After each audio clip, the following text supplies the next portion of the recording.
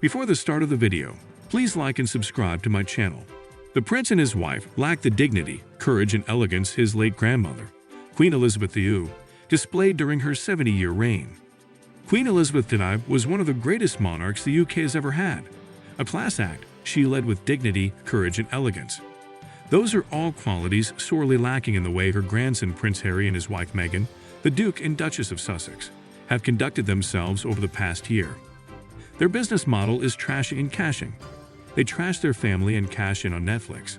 The embittered prince, once a popular member of the royal family, seems determined to ruin any relationship he had with his family and with the British public. He comes across as not terribly bright and totally in the thrall of his manipulative wife. His latest salvo in the Netflix documentary, Harry and Meghan, unleashed an attack on his brother Prince William, the Prince of Wales, calling him out for yelling at him during the 2020 so-called Sandringham Summit, when H&M announced their intention to quit royal duties and live in California.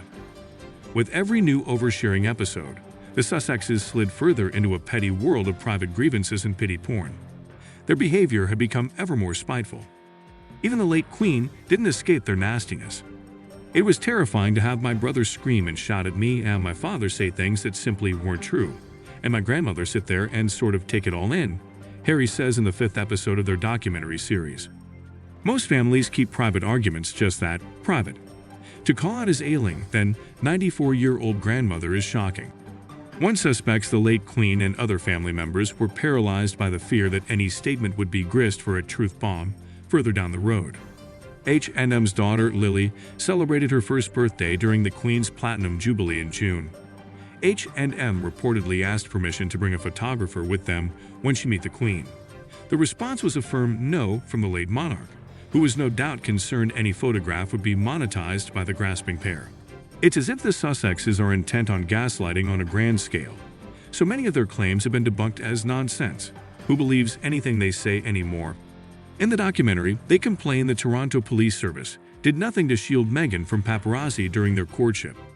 Yet outgoing Toronto Police Chief James Raymer told The Sun's Joe Warmington recently that's not true.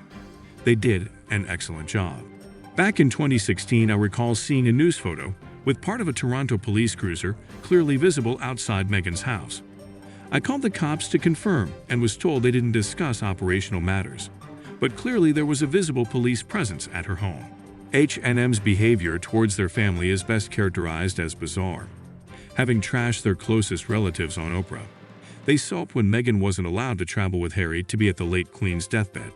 Among the other documentary revelations that shocked was a scene in which Meghan demonstrates a mocking curtsy to the Queen. "Pleasure to meet you, Your Majesty," she says with a sneering giggle. This documentary was presumably made prior to the Queen's death, so they were prepared to hurt Harry's 96-year-old ailing grandmother when she was alive. After her death, it defies every notion of delicacy that an ungrateful family member would be so cruel. What's so appalling about acknowledging a life of service with a curtsy? There's been no response so far from King Charles or the Prince of Wales, and nor is there likely to be. It's unlikely they want to lower themselves to what would become a slanging match between family members. They're bracing for the release of Harry's autobiography, Spare, next month. What's left to reveal? The soup was cold at Buckingham Palace. Meghan tripped on a corgi.